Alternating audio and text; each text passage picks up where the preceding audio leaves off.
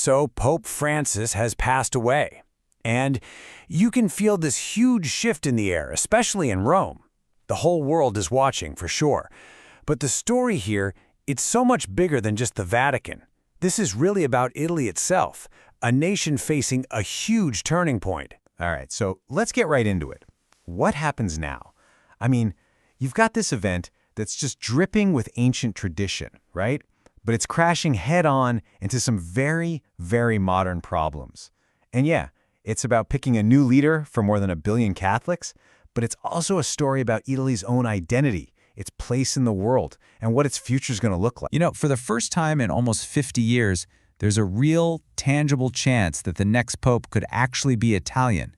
And for a country whose history is so completely wrapped up in the papacy, I mean, this is a massive deal. To really get what's at stake here, just look at this timeline.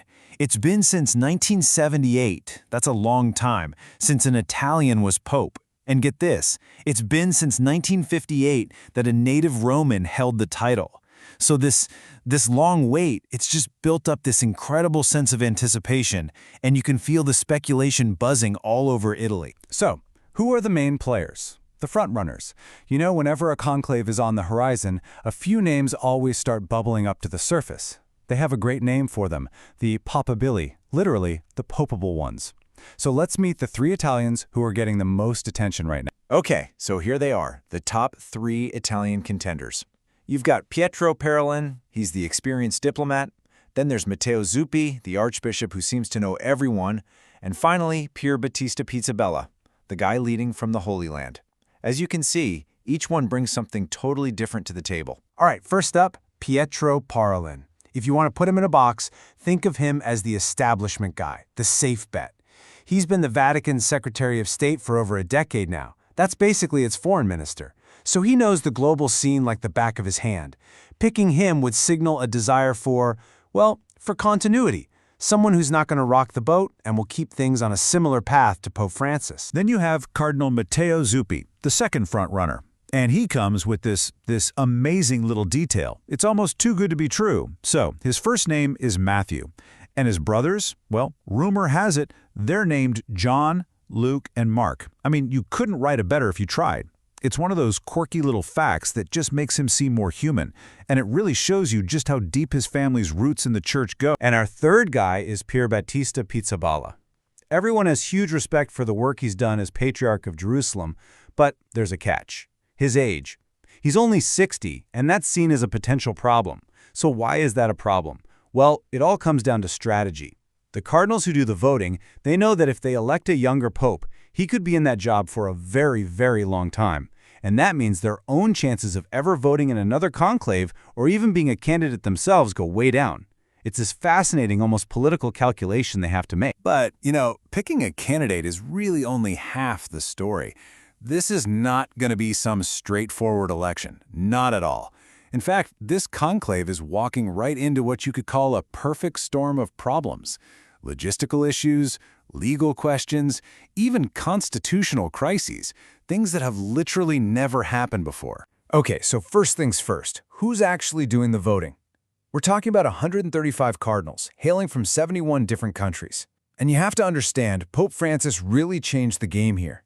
He made the College of Cardinals way more global than it's ever been. So yeah, Europe still has the biggest piece of the pie at 40%, but that old school dominance, it's not a sure thing anymore. But whatever you do, don't count Italy out. Because this is where the numbers get kind of staggering. Italy, by itself, has 17 voting cardinals. That is the exact same number as all of South America combined. And it's just one less than the entire continent of Africa. So what does that tell you? It tells you that even with this global shift, Italy is still a huge, huge power player in this election. All right, now let's get to the crises, because there are 3 massive interconnected problems staring them right in the face.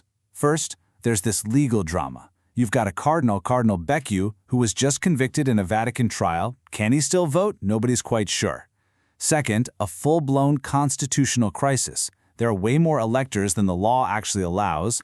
And third, a logistical nightmare. I'm not kidding. They might not literally have enough rooms for everyone to sleep in. Okay, so here's the first number you need to know for this whole crisis narrative.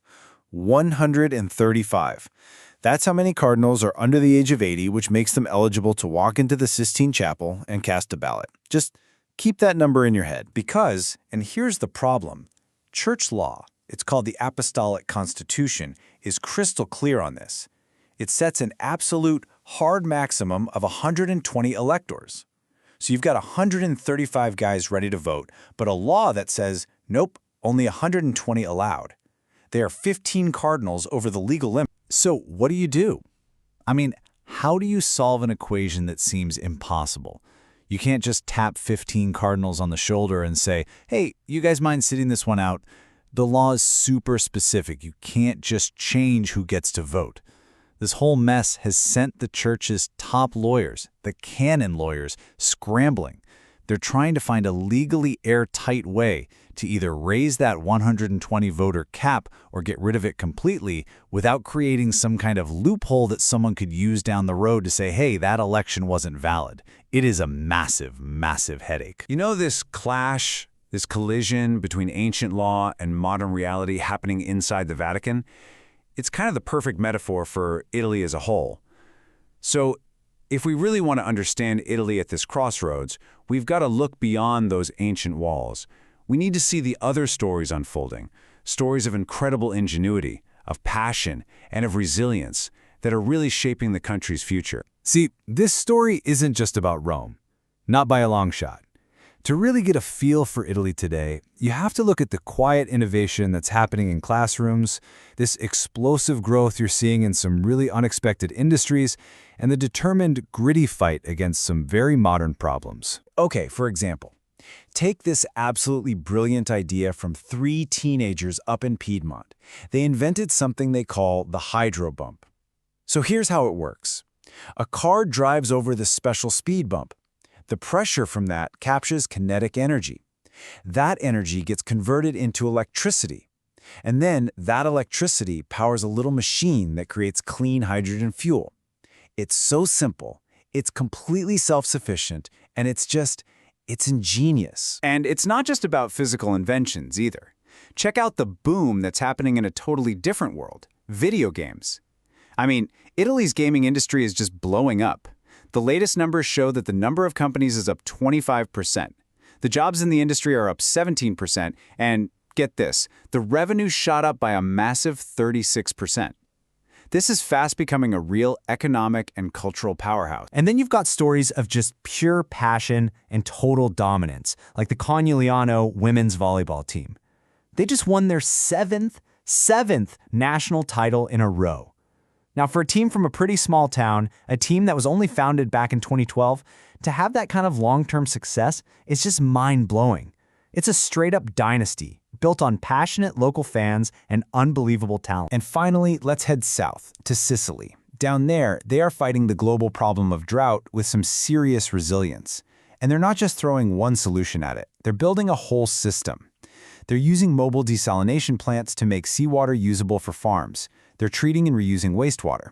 They're even using this really clever natural process. It's called phytoremediation, where you use specific plants to naturally clean water so it can be used for crops. So let's pull all these threads together. On one hand, you've got the Vatican, with its ancient rituals and very modern crises. And on the other, you've got teenage inventors, a booming tech economy, sports dynasties, and this tough-as-nails fight against climate change. So what does it all mean when you put it all on the table? Well, you have a nation that's wrestling with its incredible history and its place in the world. But at the exact same time, you have its people on the ground innovating, winning, and adapting with just so much passion. And it's these two stories, running side by side, the story of tradition and transformation, of crisis and triumph, that really define Italy at this moment, and it leaves you wondering, what on earth is the next chapter going to look like?